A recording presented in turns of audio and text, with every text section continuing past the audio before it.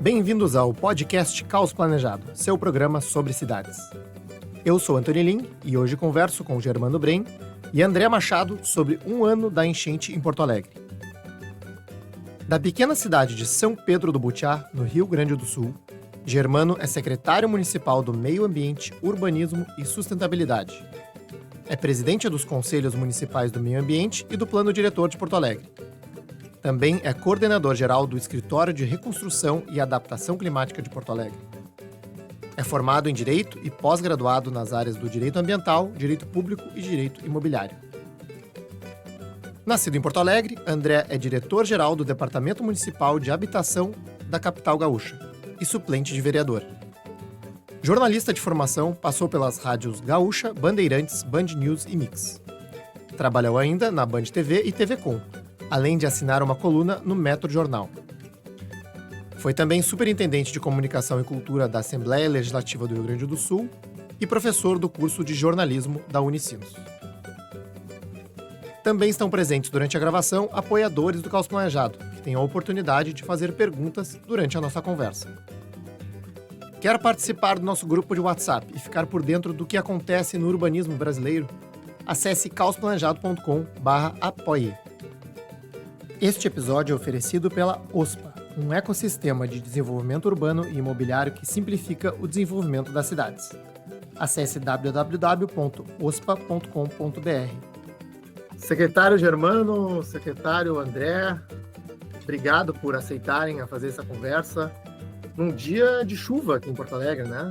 A gente quase assim teve um risco assim de remarcar a nossa gravação. Todo mundo um pouco à flor da pele, exatamente um ano. Um dia de chuva no mês de maio. Né? Exatamente um ano depois das enchentes que aconteceram aqui no Rio Grande do Sul, em Porto Alegre. E esse é exatamente o tema do episódio de hoje. Né? Então, na época das enchentes, eu nem tinha acesso a quem estava na linha de frente, né? Que evidentemente tinha coisas mais urgentes para resolver. A gente fez um episódio, a gente fez algumas publicações para entender o fenômeno climático, que sistema de proteção Porto Alegre tinha, né, para mitigar ou arcar com esse fenômeno. E, enfim, acho que o Brasil inteiro acompanhou a tragédia que se passou aqui. E a minha conversa com vocês é para entender, primeiro, um pouco do que aconteceu, né, fazer um debrief quase assim, puxa, o que foi mais crítico no momento, né, o que vocês viram como assim, desafio de quem estava no poder público, na linha de frente, para lidar com aquela situação, e num segundo momento do episódio falar, bom, o que andou, o que ainda falta endereçar em relação à infraestrutura, em relação ao sistema de proteção, em relação à moradia, né, é evidente que vocês estão representando algumas pastas, né, da prefeitura, né, para não falar por todos, mas são pastas relevantes aqui nos temas que a gente trata no Caos Planejado de urbanismo e habitação. Então, talvez, secretário Germano, se você puder começar, né, a compartilhar com a gente um pouco dos desafios de um ano atrás e de como isso vem evoluindo. Perfeito. Prazer estar aqui falando um pouquinho desse tema importante, né, para o futuro. A gente fala um pouco de Porto Alegre, mas é uma realidade de várias cidades, infelizmente. A questão climática ela está cada vez mais presente, né? Os efeitos do clima são sentidos, né, em cidades menos desenvolvidas, no Brasil ou na Europa, de alguma forma, em algum momento tem sofrido, né, com esses efeitos. Esses eventos extremos estão cada vez mais frequentes.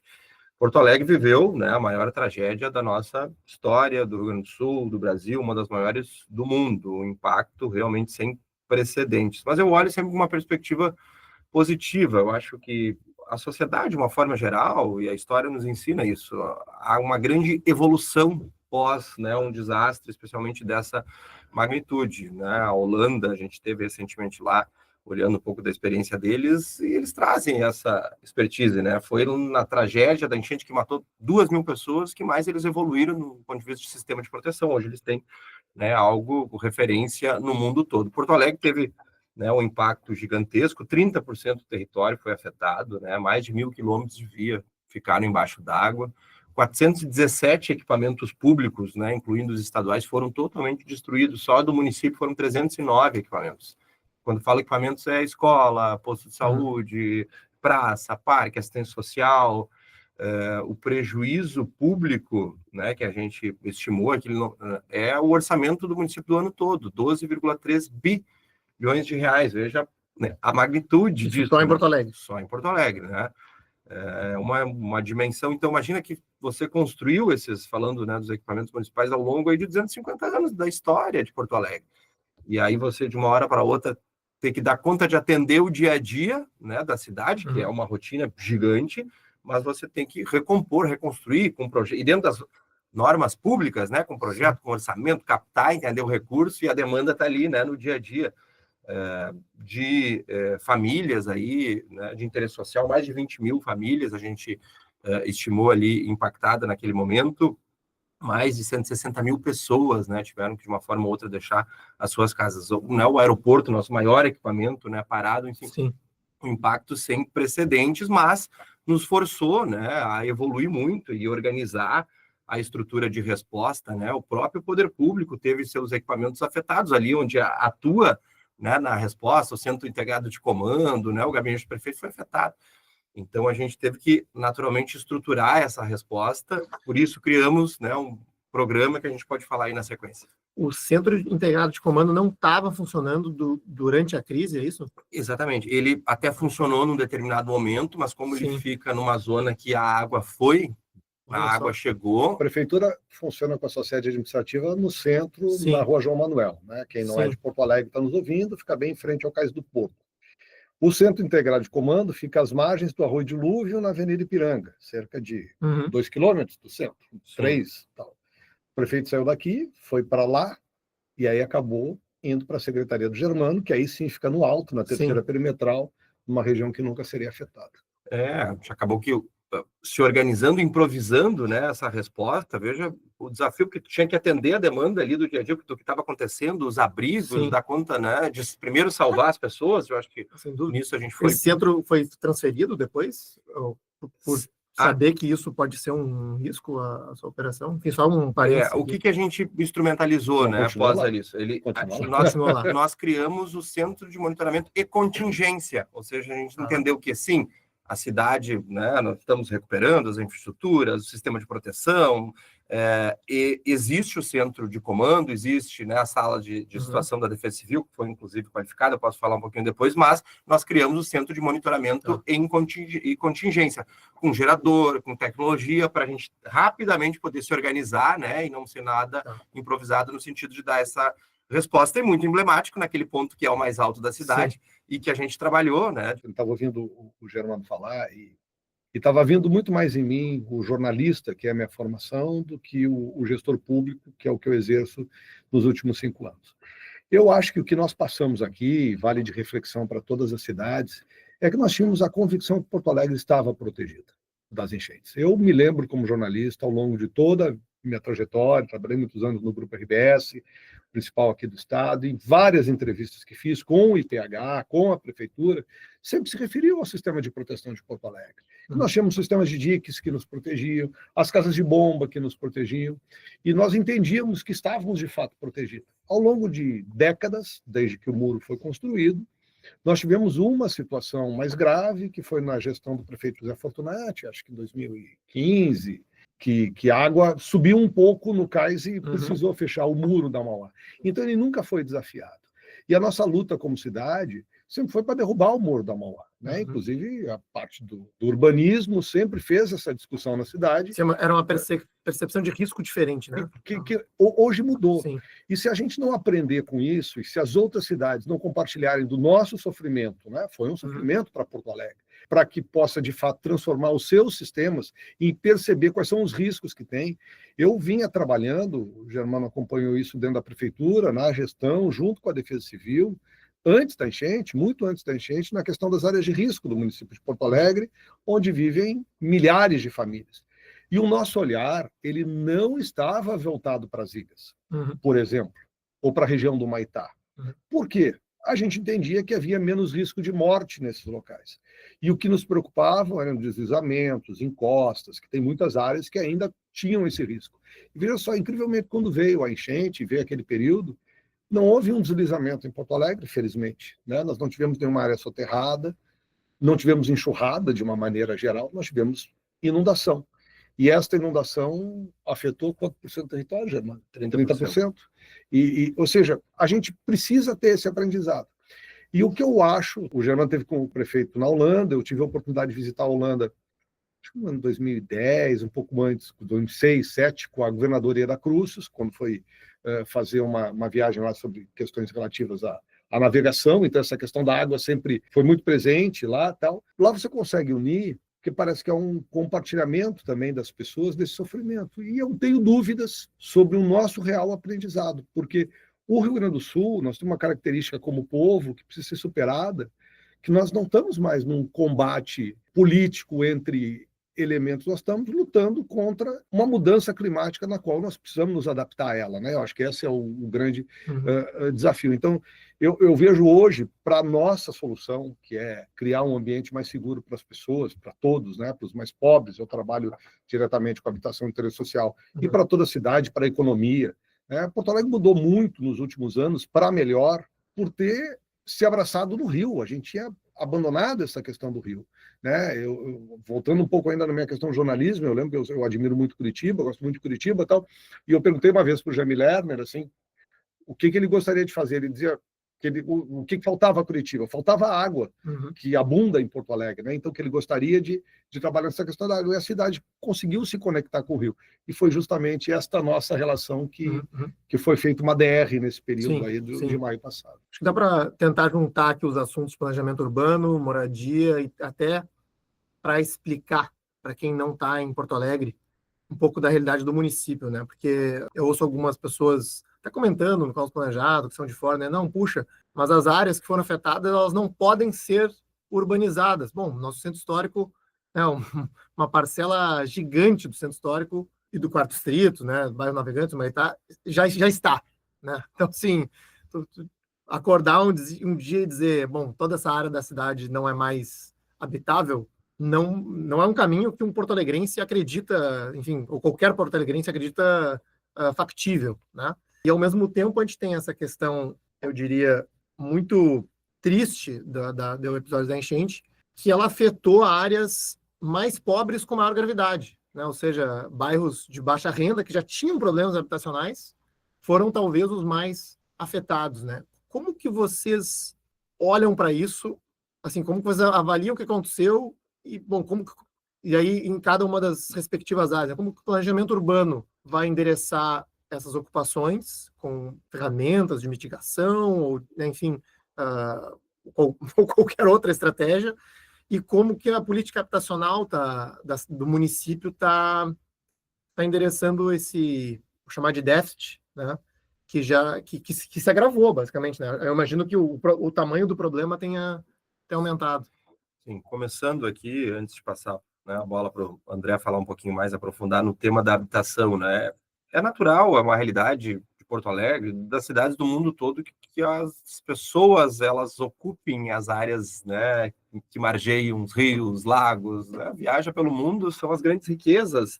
Eu acredito, né, que uma das nossas maiores riquezas, se não a maior, é o Guaíba. Então, essa conexão com a água ela é natural e é do ser humano. A gente busca, né, habitar nessas áreas lindeiras, esses lagos e rios. E temos uma ocupação significativa, a cidade de Porto Alegre, né, às margens do nosso Guaíba e os demais afluentes. Por isso, a gente compreende que agora, endereçando um ponto de vista de planejamento urbano, essa mudança do olhar do planejamento urbano para a adaptação climática, né, para a infraestrutura no sentido de ter a cidade mais resiliente, mais preparada, as edificações para conviver com a água, né, assim, aos modos que a gente tem em outros países do mundo, Holanda, né, especialmente, há uma organização do território. Veneza é assim também. Uma organização. Veneza inunda todo ano. Exatamente, uma organização do território no sentido de estar mais preparado e resiliente para isso. Por isso, A gente constituiu, então, né, e criamos o programa Porto Alegre Forte, no sentido de a gente estruturar essa resposta, e o escritório de reconstrução e adaptação climática, ou seja, não é só reconstruir, fazer mais do mesmo, é fazer mais forte, mais resiliente, mais preparado. Então, tem várias linhas de ação que estão acontecendo, vários eixos estratégicos, um deles, né, é a habitação, o André vai falar um pouquinho depois, no sentido de tornar a cidade mais preparada, recuperar, né, naturalmente, esses equipamentos, mas já com um olhar de resiliência. Por exemplo, as obras das orlas, né, que estão em curso aí, Ipanema, Lami, o trecho 3, ali onde tem a pista de skate, a gente vai dar a ordem de início semana que vem ali no trecho 1, que ficam fora do sistema de proteção, né? Então, aquele olhar do projeto urbano, ele tem que ser mais resiliente, aquelas estruturas, elas têm que ser de fácil remoção, né? Ela vai sim ser ocupada, né? Naturalmente tem que ter os bares, a população tem que frequentar, mas assim, eventualmente subiu a água, tem que ter uma comunicação rápida, uma governança de contingência no sentido de remover aqueles equipamentos e o dano tentar minimizar. E baixou a água, vamos lá, voltamos a ocupar aquele território, ou seja, a gente conviver com isso. E essas obras que estão em curso já estão com essa perspectiva, né? O caso de Ipanema, lá tem uma mureta, né? Não é sistema de proteção, porque o sistema a gente contratou especialistas, estamos reestudando, buscando alternativa. A obra já estava encomendada? Não. Eu vi que foi rápido, assim, foi logo em seguida que já... A gente, nesse esforço, né, de recuperar a cidade, foram, né, 309 equipamentos, a gente estruturou, então, o escritório de reconstrução e começamos a desenvolver projetos e orçamentos de forma séria para atacar esses diversos problemas. Hoje, a gente tem um número muito significativo, nós já botamos quase todos os equipamentos em operação. Veja, eu gosto de ressaltar, porque às vezes as pessoas não entendem o tamanho, a dimensão, né? Uma obra sempre é complexa. Foram 309 equipamentos públicos que foram afetados, totalmente destruídos. Nós temos em obra 51, 114 equipamentos a gente já concluiu e já conseguimos botar 285 em operação, ou seja, mais de 90% já está normalmente funcionando. Praças, escolas, praças, escolas, é isso. 14 escolas, todas já recuperadas, né? Quase isso das unidades básicas de saúde, as obras de praça, mais de 80 realizadas, essas de orlas ainda em andamento, ou seja, é muito investimento. Aí, para efetivamente chegar na fase de obra, né, tem que bater muita cabeça em projeto, orçamento, definição, não fazer mais do mesmo, fazer mais forte.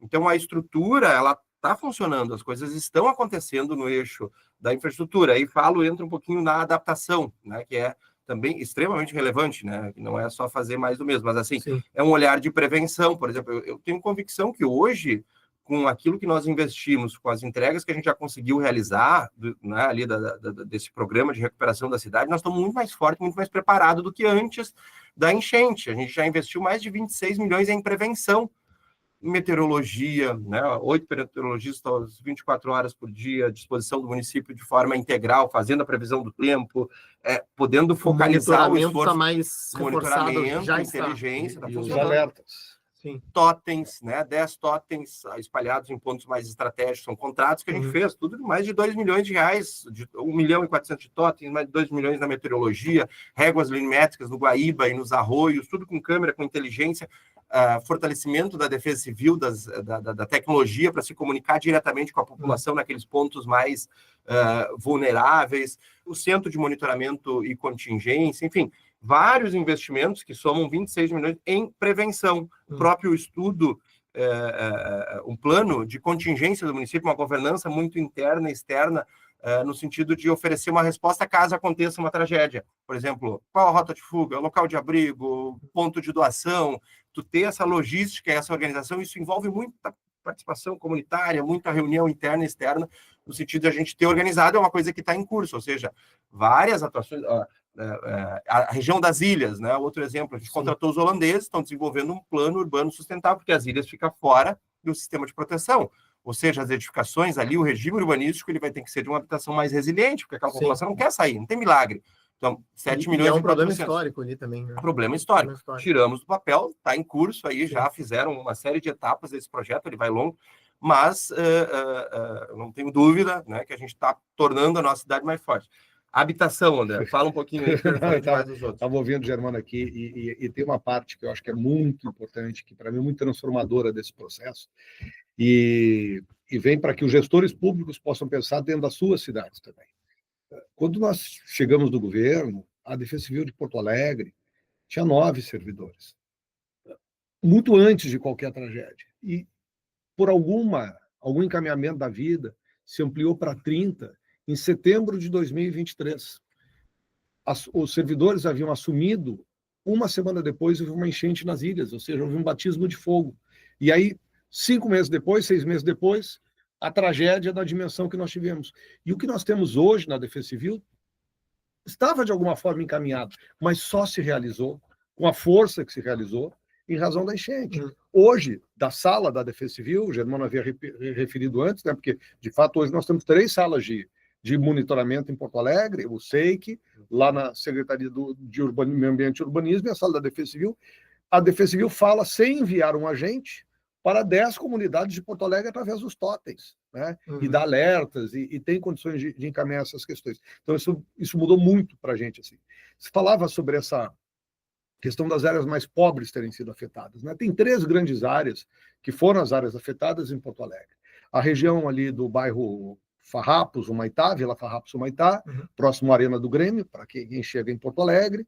O bairro Sarandi, na Zona Norte, próximo a Fiergues, junto a Freeway e outra dimensão, e a região das ilhas. As ilhas, não há outro caminho que não seja esse caminho que o Germano refere. Você precisa estudar com resiliência. Sim. Agora, o que acontece? Tem uma população lá que tem vinculação, tem história, tem o seu trabalho muito focado no rio. É uma população que não se incomoda em andar de barco de um local para outro, né? Que tem isso como costume, que encheu um pouquinho, sempre fez parte da rotina deles. Nós tivemos uma enchente de setembro que foi bem, bem severa com a ilha, não na dimensão da de maio, e aí você tinha ali, nós criamos naquela oportunidade um benefício em Porto Alegre para questão temporária e tal. Em outubro, todo mundo queria sair das ilhas. Tem que ir embora daqui, tem que ir embora daqui. Em dezembro, ninguém queria mais. Porque não imaginou que fosse ter outra enchente que veio de fato agora. E nós estamos há 1 ano trabalhando com essas famílias sobre questão. Nas ilhas foram criados 97 áreas de reassentamento, ou seja, de retirada integral das famílias que compõem aquele núcleo, que às vezes são alguns reassentamentos pequenos, 5, 10 casas e outros de 70 casas. E a retirada ela é voluntária nesse momento, né, do ingresso dos programas do governo federal. Nós vamos ter uma situação diferente nas ilhas muito em breve lá, quando se começar efetivamente a fazer a retirada das famílias. Agora, e obviamente vai precisar avançar nos estudos, enfim, para a gente ver que tipo de construção você tem que incentivar naquele local. É oferecida uma moradia para elas em outro lugar? Nesse momento, para a questão da saída, elas estão sendo atendidas dentro do programa Compra Assistida do governo federal, onde você escolhe uma moradia, uma casa em qualquer cidade do Rio Grande do Sul, por um valor de até 200 mil, uma casa regularizada, obviamente, em área que não seja de risco, e o governo paga, a prefeitura faz os encaminhamentos, a documentação e tal. E no bairro Humaitá e no bairro Sarandi, esses 2 bairros são bairros que deveriam estar protegidos pela área dos diques, e estarão, porque o que está sendo feito pelo município é justamente a recuperação desse sistema de proteção onde ele falhou. Então, esses bairros não sairão. Então, como não há como sair o centro, não sairão esses bairros. Agora, o que a prefeitura está trabalhando é de entregar naquelas regiões onde a gente está retirando as famílias, e o grande problema que nós temos lá, Anthony e o pessoal que acompanha aqui esse podcast, é que nós tínhamos casas construídas sobre o dique, danificando no Sarandi, no bairro Sarandi. E o que a gente tem visto, assim, o urbanismo tem preparado algumas ações para que a gente entregue uma região melhor e que aquelas pessoas ou outras pessoas não voltem a ocupar as áreas lindeiras aos diques que foram danificados. Agora, lá você convive em alguns lugares com a miséria absoluta, né? Especialmente nas famílias que estão sobre o dique. E essa situação permanece até hoje. 1 ano depois, ainda temos famílias morando ali, né? Não sobre o dique. Nós temos famílias morando junto ao dique. Na parte ali, tem uma rua, enfim, chamada Derbal Rocha de Fraga, você tem algumas famílias ainda que estão sobre o dique em determinado trecho. E o que a gente enfrenta hoje no município de Porto Alegre, nesta questão habitacional, é essa questão do interesse coletivo, a necessidade que você tem de proteger a cidade e o interesse individual das famílias que não querem, por vezes, não é que elas não queiram deixar o local, elas querem um outro tipo de atendimento, que não é o atendimento que está disponível. Elas têm alternativas de moradia? Como que Porque certamente é uma conversa difícil, porque é a vida da pessoa ali, né? A reposição da moradia tem sido garantida pelo governo federal. A gente tem feito no município uma garantia de transitoriedade, né? Então, a gente paga um benefício chamado de estadia solidária, que são R$1.000 por mês, para que ela possa ou alugar uma casa, ou ir morar na casa de um parente, de um amigo, de um vizinho, alguma coisa nesse sentido. Como é que se dá o atendimento pelo governo federal? Ou no compra assistida, como referi, com 200 mil, ou então pela produção habitacional através do Minha Casa Minha Vida, reconstrução, que nós já temos contratados em Porto Alegre, 2 grandes empreendimentos, tem mais 2 que devem ficar em seguida, e tem uma previsão de ser até 3 mil habitações. A gente calcula que... Isso é focado para quem foi atingido, é isso? Isso, em todas as regiões. E a gente calcula, né, o DEMAB trabalha junto com o escritório da reconstrução nesse eixo de habitação, que a gente vai ter em torno de 7.000, 7.500 famílias com necessidade efetiva de atendimento habitacional definitivo. Sim, importante, acho que dar esse número e a gente compreender também essa compartilhamento um pouco das responsabilidades. Eu sei que as pessoas às vezes cobram muito da prefeitura, né? Mas a tragédia, ela é a maior do Rio Grande do Sul, do Brasil, e cada ente federado tem a sua cota parte de responsabilidade. É importante a gente refletir sobre como é que é a distribuição do imposto no Brasil, porque para dar o retorno, né, efetivamente, do prejuízo da tragédia, tu tem que calcular um pouco dessa proporção. Então, 65% do imposto do Brasil, né, de uma forma geral, ele vai para a União, 20% do Estado, mais ou menos, isso, que sei lá, 15% distribuído entre os municípios, né? Então, a cobrança ela deveria ser também proporcional, né? Mas não é. Infelizmente, é cobrado, né, única e exclusivamente do município, ou, né, grande parte disso. O governo federal assumiu esse compromisso das moradias, né, para aqueles que perderam totalmente ou parcialmente as suas casas, né? Então, o poder público municipal está atuando muito, né, na reconstrução dos equipamentos, na prevenção, na adaptação, andando na transformação urbana. Esse financiamento das moradias pelo governo federal. Aí, o que a gente tem, por exemplo, de número? Nós, municípios, já gastamos 9 milhões, 8,97 na produção dos laudos. A partir desse compromisso que eles assumiram, olha, nós vamos destinar 200 mil para aquela pessoa que perdeu a sua casa. O município tem que fazer uma corrida de obstáculo, tá? A gente tem uma corrida para produzir essa documentação necessária dentro da janela que o governo federal disponibilizou. Então, ele criou portarias com uma série de regramentos. A gente foi lá, contratou, né, empresa especializada para fazer o laudo, pegou uma equipe social, enfim, tem, né, toda a logística no sentido... 9 milhões foi gasto para fazer... Só para produzir laudos. Isso, para produzir, entendeu? E vão dizer se as casas têm condições ou não de retomar a sua habitabilidade. E é esse laudo, vamos dizer assim, na integralidade, aceito pelo governo federal, como, né, a perda total daquela casa, que vai gerar esse direito aos 200 mil do compra assistida. O que é importante dizer assim, tem 2 modelos de atendimento. Um é o laudo e outro as questões de reassentamento pela necessidade de obra pública.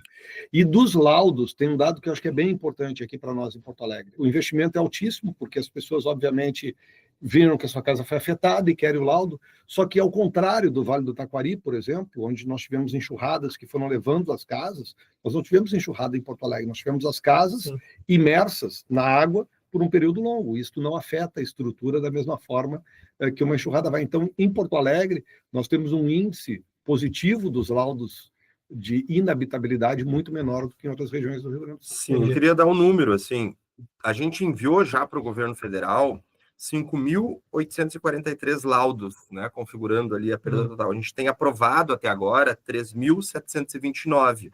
Entendeu? Pelo governo federal. São aprovados, recebem esse e aí, compra assistida, esse tipo de coisa. Entra numa lista da Caixa Econômica Federal, a partir da qual ela pode escolher o seu imóvel e inserir no compra assistida. Contratos assinados, a gente tem até agora, que é uma informação que a gente pega da Caixa, já sai do estágio do município, tem 904 até agora. Não são pessoas que necessariamente tenham recebido a casa. Elas já escolheram a casa, já assinaram o seu contrato, e as que têm os contratos registrados recebem a chave e já vão morar. Aí cerca de 200 desses 904. E essas casas não precisam ser necessariamente em Porto Alegre, viu, André? E aí eu acho que tem uma coisa que aí, enfim, aí é uma discussão. Nós não sabemos que cidade nós estamos compondo, na verdade. Que as pessoas estão se movimentando de um bairro para outro, e nós não sabemos para onde é. Nós sabemos como é que estão indo, mas nós não planejamos esta movimentação delas. Então nós temos, sei lá, 100 famílias que saíram do Sarandi. Eu não sei quantas permaneceram na Zona Norte. Uhum. Eu não planejei que tantas permanecessem na Zona Norte, tanto foram para Lomba ou para outro local. E é importante mencionar, alternativamente, aquelas pessoas que estiveram nos abrigos, a partir do cadastro do município, o poder público municipal está alcançando este benefício, que chama estadia solidária, de R$1.000 por mês, até que se tenha a solução definitiva. Eu não tenho os números aqui. Hoje são exatos. 2.980, se não me engano, que estão ativos. Já tivemos 3.000, uma base maior, e nós vamos começar a desligar os primeiros agora, porque venceu o período de 12 meses. Então, conforme também vai alcançando a moradia, vai assinando o contrato, vai fazendo esse desligamento. E aí vem o Germano, falava dessa questão de parcerias, que são importantes para nós. No Estadia Solidária, o município paga 60% do benefício, o Estado paga 40% do benefício na maioria dos casos. E a gente tem cerca de 26 milhões, né? Eu acho que gasto até agora. Não e bem, vamos ter que ampliar esse dado. Para o Estadia Solidária. Estadia, que é uma moradia, é um atendimento provisório, enquanto se encaminha a solução definitiva junto com o recurso municipal com percentual, né, do Estado. E tem um outro ponto que tu não tocou também, Janão, que eu acho que é bem importante, que é na questão da própria recuperação dos diques, né? Porque a grande obra deve ser feita com recursos federais e o projeto do Estado. Mas a prefeitura já fez, por exemplo, toda a recuperação do dique atrás da Fiergs, a recuperação entre a Casa de Bomba 10 e Casa de Bomba 9, que fica ali entre a Freeway e o Sarandim. Então, tem os portões do Cais do Porto, o fechamento diário, isso tudo com recurso próprio, que o município não esperou que viesse da União para ser realizado. Desses equipamentos que o André comentou, foram 114 que envolvem sistema de proteção que foram afetados, tá? Claro, parcial, integral. O custo estimado da recuperação desses equipamentos e já implantação, assim, de uma contingência, uma melhoria nele, né? Sim. Ele recupera, mas já faz uma certa contingência.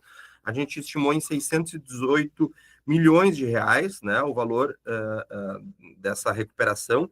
Temos 98 equipamentos já contratados, sendo o valor de contrato já gasto 99 milhões de reais. Os 112 equipamentos já estão em operação, ou seja, né, quase que 100%, mas com melhorias improvisadas, vamos dizer assim. Tem obras físicas ainda no sentido de ampliar essa capacidade, enfim, a contingência.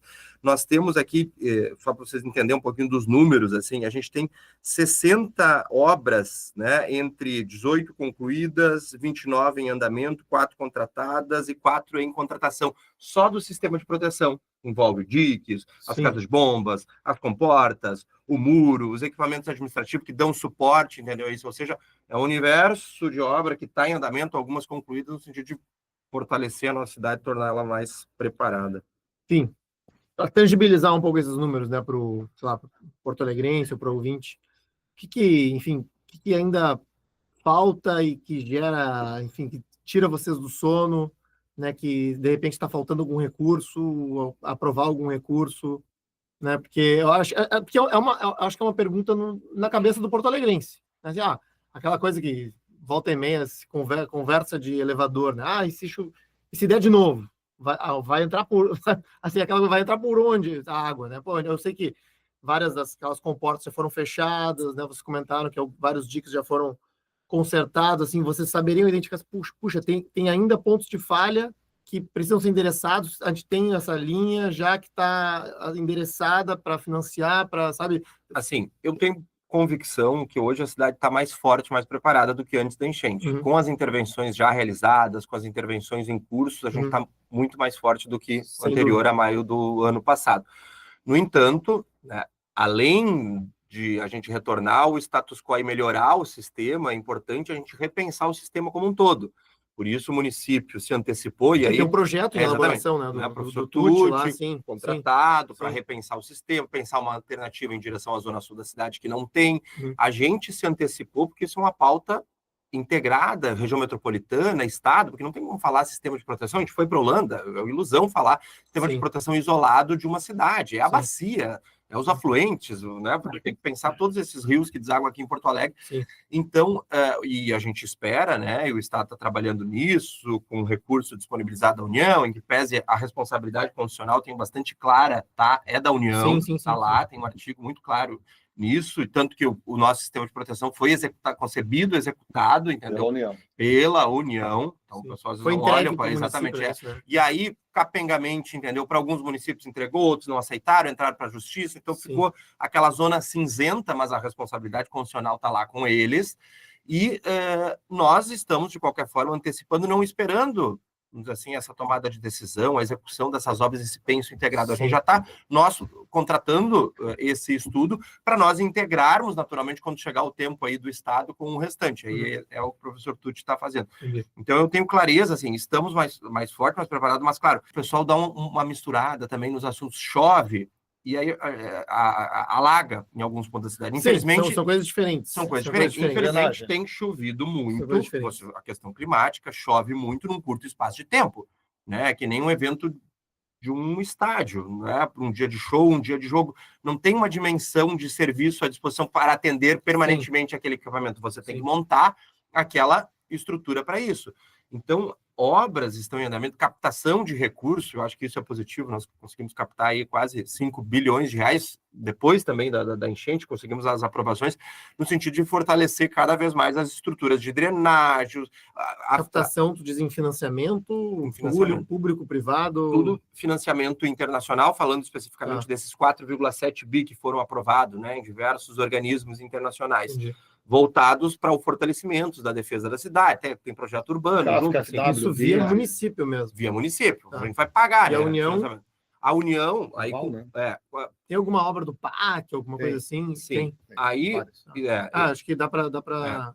Existe essa captação, né, de recurso que passa também pela União, aprovação do Senado, e que pós-enchente a gente conseguiu essa facilitação, vamos dizer, a abreviação das etapas, ou seja, aprovamos. É bacana, o prefeito fala muito sobre essa questão, porque no final do mandato, né, depois da enchente, o prefeito foi a Brasília para garantir no final do ano as aprovações desse financiamento. E aí você consegue superar uma vez o que você precisa superar, que é a questão política, a disputa eleitoral, e coloca na frente a necessidade da cidade. E aí contou, efetivamente, com a parceria de todos os senadores, da bancada federal, enfim, do governo, independente de quem está. Esta questão dramática que a gente viveu, nós não anulamos ela, assim, das nossas preocupações, se não houver uma concertação real entre os diferentes entes da sociedade e da política. Mas tem uma questão que tu perguntava ali, que para mim toca muito, o que me tira o sono, assim, o que nos tira o sono nesse processo. Eu vou muito à comunidade, né? Minha vida, pelo trabalho na habitação de interesse social, é a comunidade. Eu tenho conversado muito com as famílias sobre essa questão.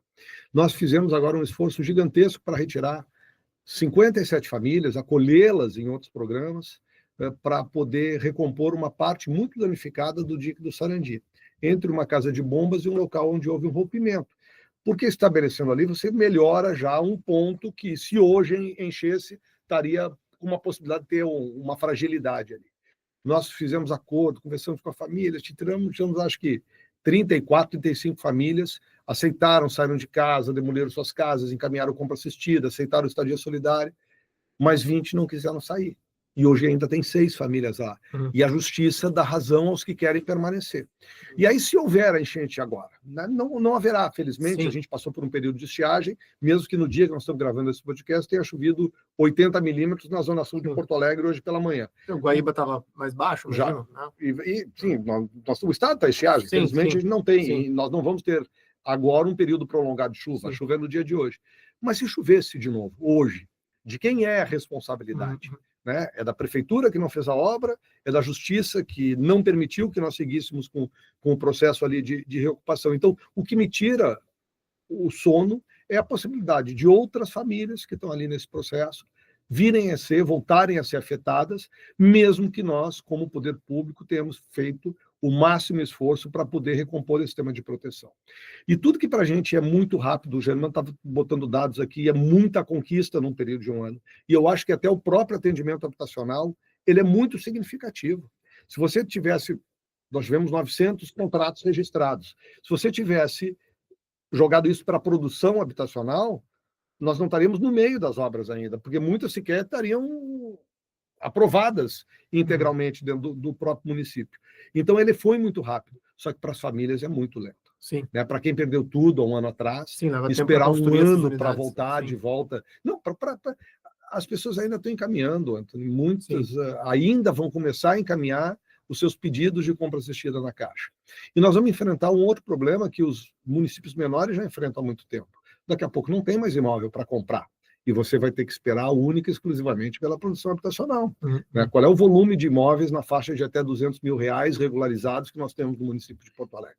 Por isso é importante, do ponto de vista de política pública do governo federal, que tem essa relação, né, com os agentes financeiros, a produção, a habitação de interesse social, que haja uma compreensão e entendimento também, porque eu vejo a experiência lá, nós, no esforço de produzir essa habitação, quando teve o momento mais crítico da enchente, a gente mandou lei para a Câmara, isentou o solo criado, a outorga onerosa para a produção da habitação, facilitamos todo o processo, criamos uma comissão específica para aprovar e realmente dar mais celeridade, e a gente já aprovou nessa faixa de valor, até 200 mil, um pouquinho mais, até um pouquinho menos, mais de 4 mil unidades habitacionais, tá?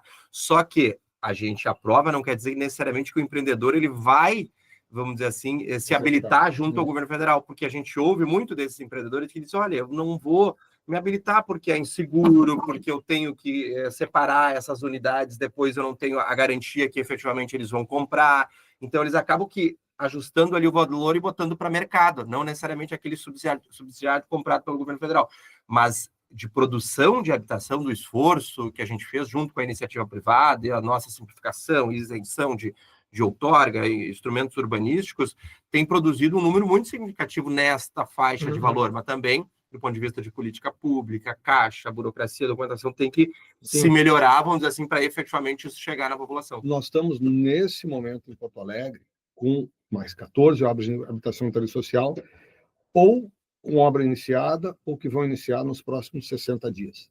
Algumas contratadas em 2023, outras em negociação com o governo federal, através de financiamentos, aprovação na Caixa, há 5, 6 anos, e outras contratadas a partir do Minha Casa Minha Vida Reconstrução, que esse sim foi rápido.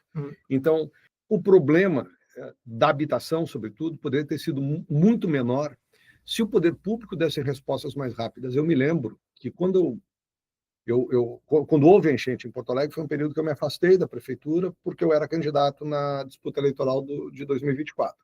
E eu, como sou jornalista, fui convidado por uma rádio em Porto Alegre para comandar um programa durante um período de transição, e eu fiz. E eu entrevistei o ministro Paulo Pimenta.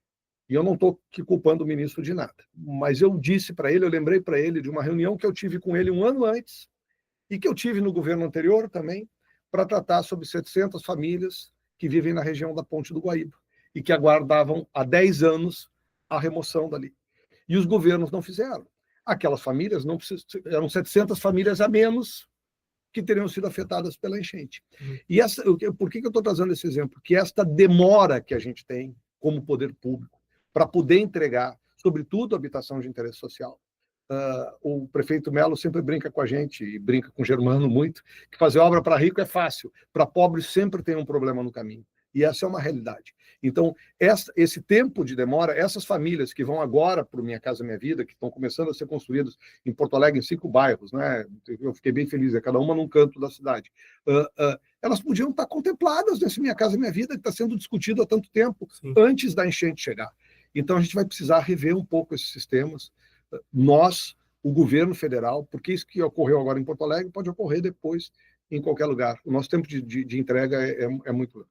Sem dúvida, sem dúvida. Uma das nossas colunistas, que também trabalha com habitação aqui em Porto Alegre, a Carol Almeida, ela me fez uma pergunta, ela sabia que a gente ia conversar hoje, e ela me perguntou sobre um programa chamado Morar Melhor Calamidades. Essa é uma questão, assim, quando houve a enchente, né, e eu estava ali acompanhando todas as questões, eu disse, olha, a gente tem um programa no município de Porto Alegre que não conseguiu efetivar, mas o programa existe, chamado Morar Melhor, que é um programa de melhorias habitacionais. E ele não conseguiu efetivar porque, na época, enfim, por questões burocráticas. Como é contrato? Como é que eu posso? Porque uma casa tu vai ter que refazer o teto, outra vai ter que fazer a parede. Melhorias habitacionais em casas às vezes regularizadas. No nosso caso, era só regularizadas. Ok. E aí eu quando retornei à secretaria em outubro, eu tenho plena convicção que é esta questão, que a melhoria habitacional das casas que foram afetadas pela enchente, que me garante a maior parte da solução dos problemas, nós falamos em 20 mil casas afetadas em Porto Alegre de interesse social na enchente e uma reposição de 7.500. O que vai ser feito das outras 12.500? Elas precisam ser recompostas. Sim, sim. Né? E aí nós estamos trabalhando agora, sim, de uma maneira muito forte na efetivação desse programa.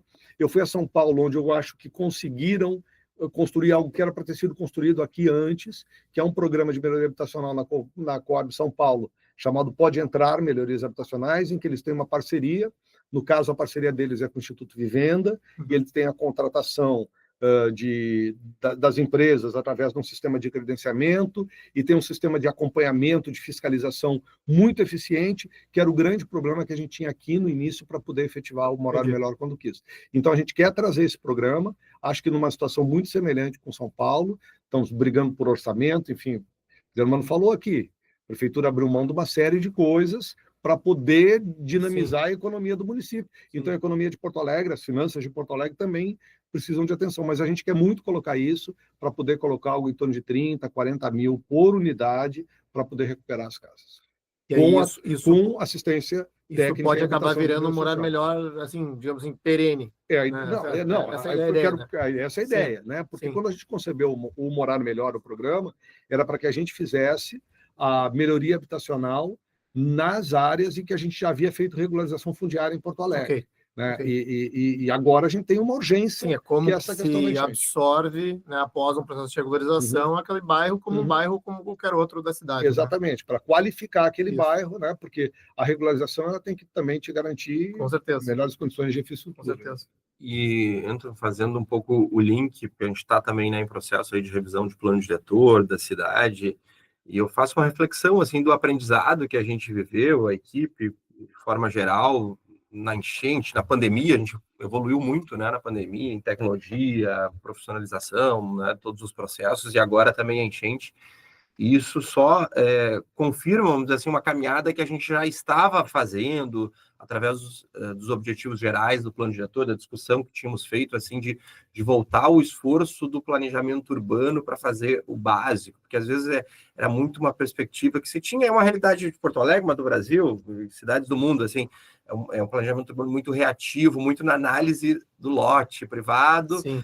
E pouco na resolução do desafio urbano, e a gente incorpora, né, essa visão. Uma crítica bem frequente aqui no Caos Planejado, inclusive. A gente incorpora já tínhamos incorporado, mas agora, com tudo que aconteceu, também se fortalece, assim, dá mais luz isso para esse processo, essa visão, né, do Alan Bertot ali, de focar para resolver os desafios urbanos da vida em cidade, né, reduzir custos de habitação, qualificar e melhorar espaço público, adaptar a cidade para mudanças climáticas, ou seja, muita infraestrutura, né, tu ter uma condição, fortalecer, né, planejamento urbano com base em economia urbana, porque, né, o desafio ele pode ser resolvido com a riqueza que a cidade gera. Então, essa perspectiva, esse aprendizado de tudo que a gente está vendo e essa possibilidade que a gente está tendo também de conectar um pouco as pontas. Eu acho que esse é o papel do planejamento urbano, né? Fazer essa conexão nessas diversas áreas que, de fato, que aconteça, a gente produza transformação na nossa cidade. Está sendo bastante positivo. Isso vai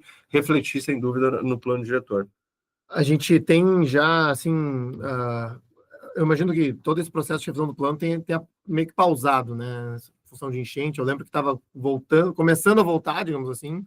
Qual que é a perspectiva agora? Se tem um cronograma, enfim, como é que a Secretaria está vendo isso? Sim, temos, né, um cronograma, naturalmente, naquele momento mais crítico da enchente. A nossa resposta foi, né, no sentido de auxiliar, enfim, a população, recuperar a cidade. Está sendo ainda, né? A gente está vivendo os efeitos dessa tragédia, mas já organizamos, né, um cronograma. Nossa expectativa é em agosto, né, o prefeito remeter à Câmara de Vereadores. Temos ainda agora, tá próximo, ao longo... Então. Já deve ter um texto, enfim, quase pronto. Ao mês de maio e junho, discussão junto ao Conselho, são quatro encontros junto ao Conselho Municipal de Desenvolvimento Urbano e Ambiental, depois já a audiência pública, daí sim com a minuta final, a oportunidade de manifestação da minuta e, consequentemente, a remessa à Câmara de Vereadores, né? É importante lembrar que é um processo antigo, a gente já vinha construindo, já fizemos, né, dezenas, centenas de processos participativos, já fizemos conferência, debatemos em várias instâncias né? Fizemos todos os estudos técnicos, compatibilizamos, né, com a leitura comunitária, chegamos, né, nos objetivos principais e né, a equipe técnica trabalhando, enfim, nessa compatibilização dessa demanda que veio da sociedade com a parte técnica para já fazer essa caminhada final e efetivamente a gente remeter para a Câmara. Tem alguma mudança significativa no plano foi pensada após a enchente, do tipo, aconteceu enchente, sei lá, alguma coisa que a gente tinha pensado com aquela percepção de risco um ano atrás, mudou, vamos fazer algum ajuste. Teve algum episódio assim que te chame a atenção? Ou, enfim? Assim, a gente já vinha trabalhando, né, a pauta climática, trazendo para dentro do plano diretor, tanto que já tínhamos externado que um dos objetivos gerais do novo plano diretor, dos 5, é zerar emissões de gás e adaptar a cidade para as mudanças climáticas. A gente tinha feito, né, em conjunto com o plano diretor, o inventário de gás de efeito estufa da cidade, o estudo de risco e vulnerabilidade, indicando quais os riscos, né, e o próprio plano de ação climática da cidade. Então, incorporando já o plano diretor, o que acontece? Com tudo que aconteceu, naturalmente a gente dá mais luz, inclusive, para essa prioridade, que é preparar realmente a cidade. E a gente agora consegue conectar numa estrutura de governança, tanto interna da administração quanto externa, desta necessidade. Talvez era um pontinho que ele estava ali um pouco pequenininho, né, necessário, a gente já estava indicando aquele caminho, mas agora se fortalece como uma prioridade necessária, porque não tem sobrevivência de cidade se a gente não estiver preparado para essa nova realidade. Então, isso vem forte agora no novo plano diretor e, claro, vai refletir tanto, né, na visão mais estratégica, que o plano ele trata, né, de uma questão mais estratégica, quanto efetivamente naquelas camadas de regra com relação à área livre permeável, né, pequenos detalhes no sentido de a gente estar mais realmente preparado, que a infraestrutura, que a cidade cresça, mas é que ela vá resolvendo esse problema de infraestrutura. Área livre permeável, tu diz dos lotes? Dos lotes, né? Exatamente o que seria, né? O que se compreende. Claro que a gente não tem o texto final, vai ser disponibilizado ali em um momento, mas assim, essa perspectiva assim, de um olhar naturalmente mais voltado para isso, tem que ter uma atenção, né? Bacias, área livre permeável, aquilo que impacta nas camadas de regra, né? Essa questão, enfim, aí a minha percepção como um urbanista observador aí, né? De área permeável dos lotes, né? Enfim, que está, de certa forma, associada com a taxa de ocupação, né? Bom, quanto, né, para quem não conhece aqui a regra, né? Tem um edifício, quanto por cento da área do terreno esse edifício ocupa, né? Se a gente tem uma torre, ela não vai ocupar literalmente todo o terreno até as suas bordas, ela vai ocupar vai deixar algumas áreas livres, e esse percentual normalmente é determinado como taxa de ocupação. Na prática, muitos condomínios que a gente vê, principalmente os mais antigos, é uma área de garagem, assim, ou uma área que foi impermeabilizada já com uma quadra ou com uma piscina, ou enfim, né, assim, sabe? E aí até essa é uma crítica do Alan, né? Enfim, tipo, assim, da cidade tentar regular o solo privado, né? Ter uma dificuldade hercúlea de fiscalizar isso, porque, enfim, são centenas de milhares de lotes, né? E às vezes, assim, olha, ok, e o asfaltamento das vias, né? Por exemplo, que impermeabiliza o solo, né? E os nossos parques, como é que eles funcionam para drenagem, a drenagem das calçadas, que normalmente é uma discussão menos relevante, digamos assim, né?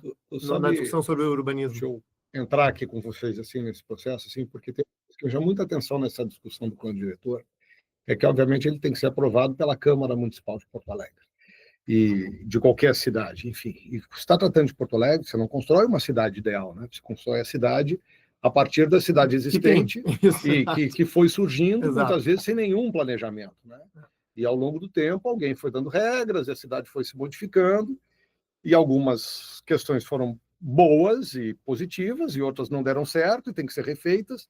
E a gente fez opções, algumas erradas no caminho, né? Que eu acho que, por exemplo, essa questão das alturas dos prédios, que não é o tema principal do plano diretor, mas acho que Porto Alegre errou muito ao longo da caminhada, porque acabou se espraiando muito, mas enfim, não é essa questão. Que eu quero colocar é o seguinte, assim, o quanto nós conseguimos, de fato, envolver a sociedade que vai ser afetada pelo plano diretor na sua discussão. Não é por falta de possibilidade, né?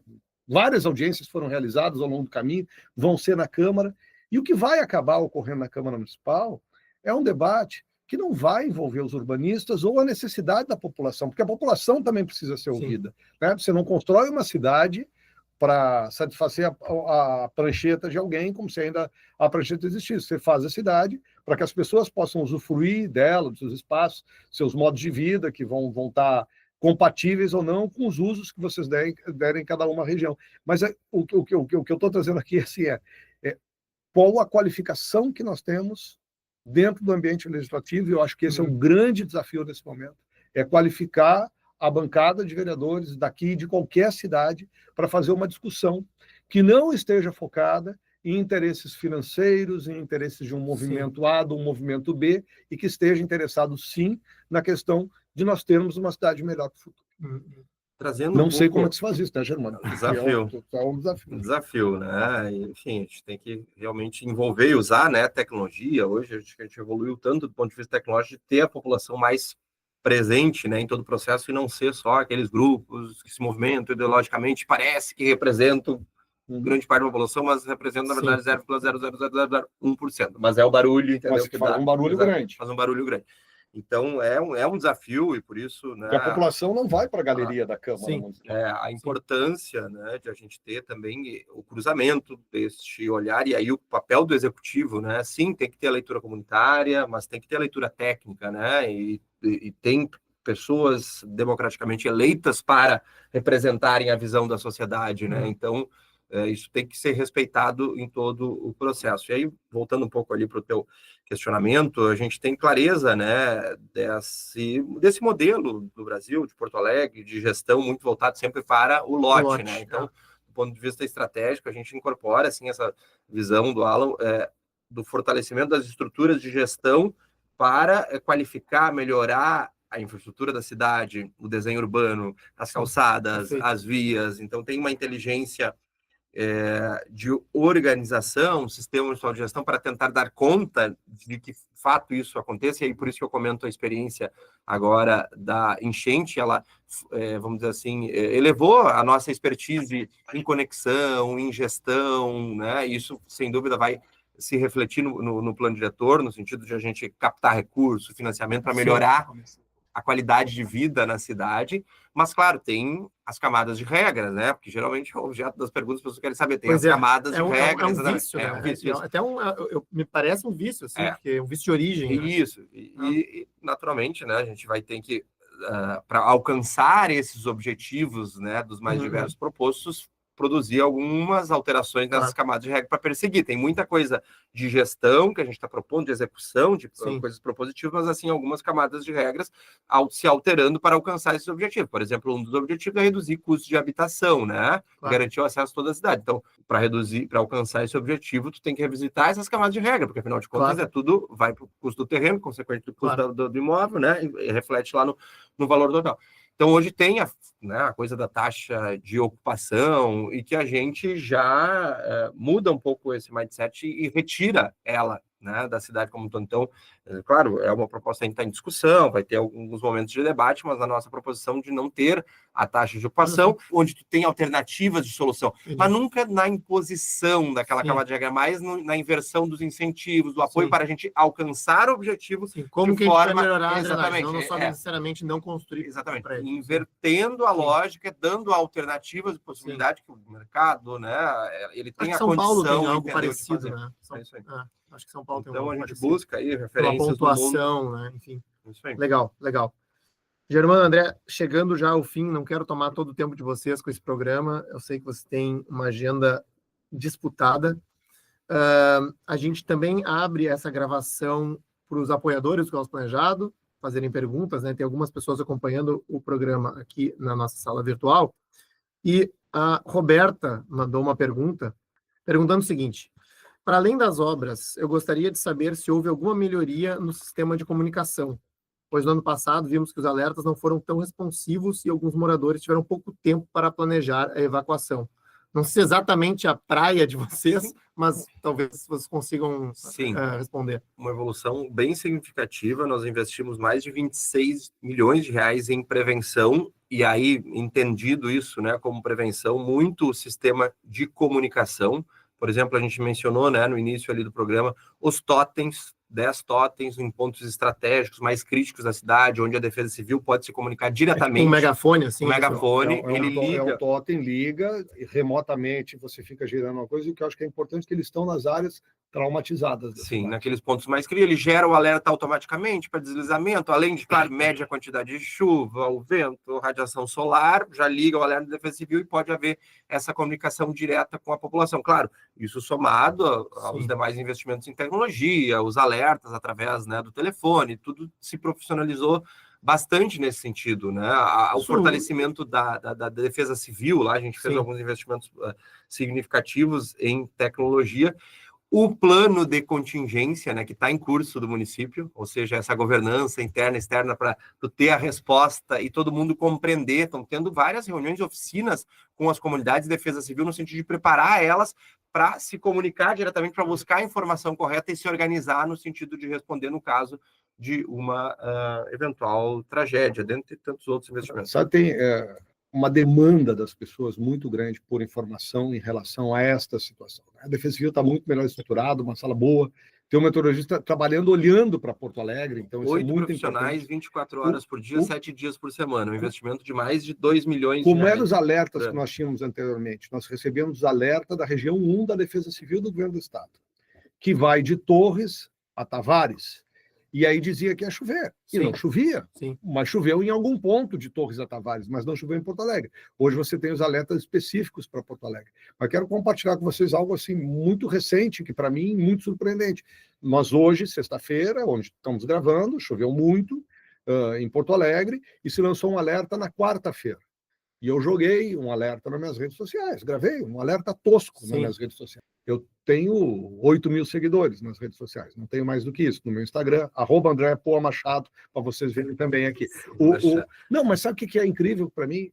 Eu tenho uma média de visualização dos meus vídeos, 2.000, 3.000 vídeos. Sim. Eu tive, em 2 dias, 190 mil visualizações desses. As pessoas compartilhando a informação. Compartilhando, 6.000 compartilhamentos. E aí eu vou estudar por que foi. Por quê? Porque eu dei informação clara, eu fui tocando direto no ponto, nós estamos no veranico de maio, mas presta atenção porque vai mudar, e fui direto no ponto da informação quando vai ver, e as pessoas começaram a compartilhar, e eu comecei a receber de amigos meus, olha o que está rolando aqui no grupo do condomínio, olha o que está rolando aqui no grupo dos gerentes do Praia de Belas, porque as pessoas querem informação.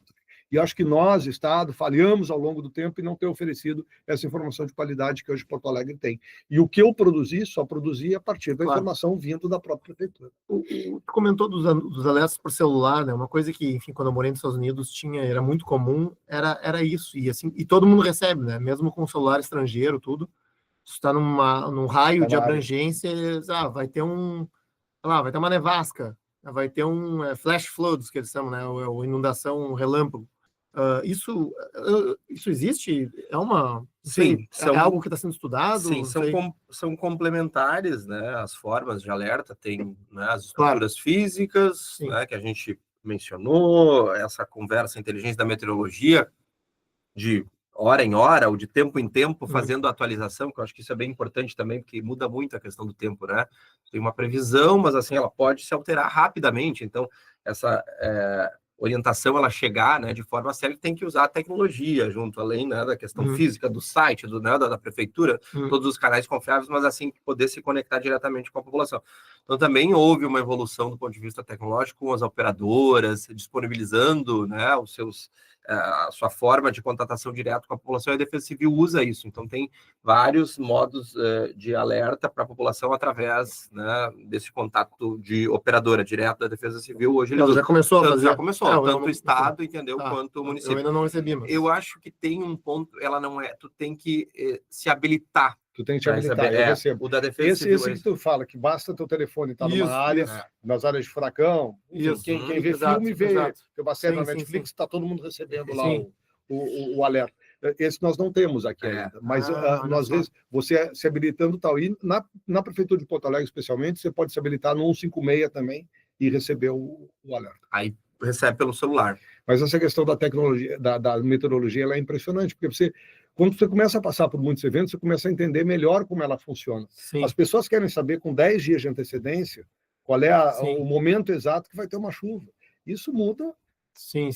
Na quarta-feira, nós tínhamos uma previsão de chuva para tarde de uma sexta-feira. Na quinta-feira, essa chuva já veio para de manhã. Sim. Então, a gente tem que entender também o processo para poder validá-lo, porque há uma tentativa, e houve historicamente uma tentativa de descredibilização da meteorologia, e hoje ela é fundamental para a cidade. No começo, ela foi, no começo, toda concebida para o campo, para o plantio, para o lazer, e agora não, agora é para a nossa própria sobrevivência. Muito bem.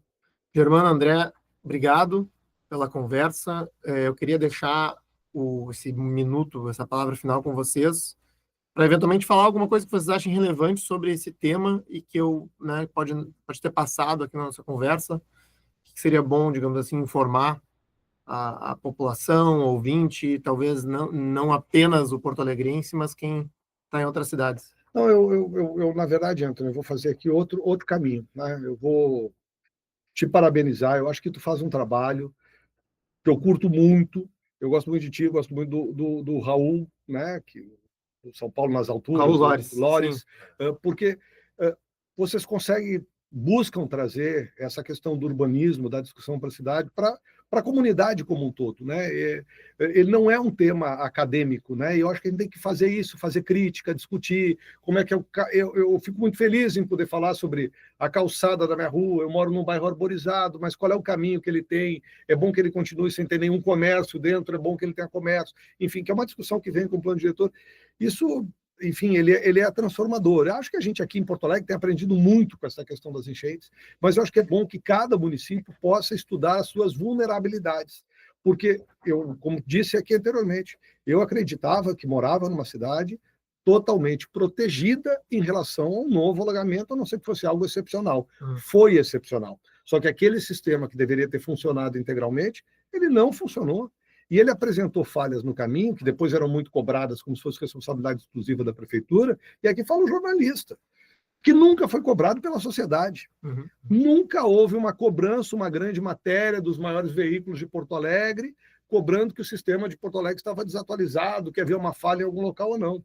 Nunca houve um político de oposição, seja lá quem fosse oposição em qualquer momento, que cobrasse alguma situação nesse sentido. Então não foi o poder público que falhou, foi a sociedade que se achou, como a gente sempre achou, que vivemos num país abençoado por Deus, que não tem terremoto, não tem revolução, não tem não sei o quê, e que isto basta. Ou não, a gente tem fragilidade. Nós já tínhamos tido um alerta lá atrás de que éramos muito vulneráveis quando tivemos o Catarina, né? Lembra disso?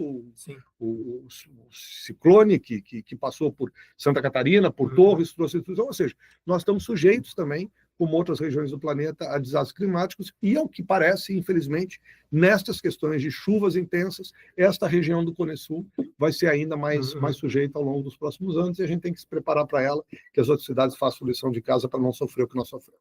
Isso aí, obrigado, Antônio, pela oportunidade. Já tive outras vezes aqui falando do tema da cidade, sou um apaixonado também, mas queria, assim, em função do tema, aproveitar a audiência para pedir a compreensão da população, né, especialmente, naturalmente, aqui de Porto Alegre. Realmente o que a gente viveu, estamos vivendo ainda, é um episódio sem precedentes, é a maior tragédia do Brasil, de Porto Alegre, do Rio Grande do Sul, uma das maiores do mundo, então não tem varinha mágica, não tem como resolver de uma hora para outra, mas a gente tem muito trabalho, né, para fazer, e nós só vamos conseguir fazer esse trabalho se a gente tiver, né, todos na mesma sintonia, no esforço. Eu falei aqui muitos números, né, da nossa tentativa aí, nosso esforço de reconstrução, que estão numa plataforma pública, né, inclusive quem acessar o site lá da prefeitura.co vai ver que tem o link para essa plataforma, que tem todas as informações. Vamos disponibilizar aqui para os ouvintes também. Todas as informações, a evolução das obras, dos equipamentos, os valores, aquilo que a gente conseguiu captar junto ao governo federal, né? É muito bom, Germano. O site é muito bom.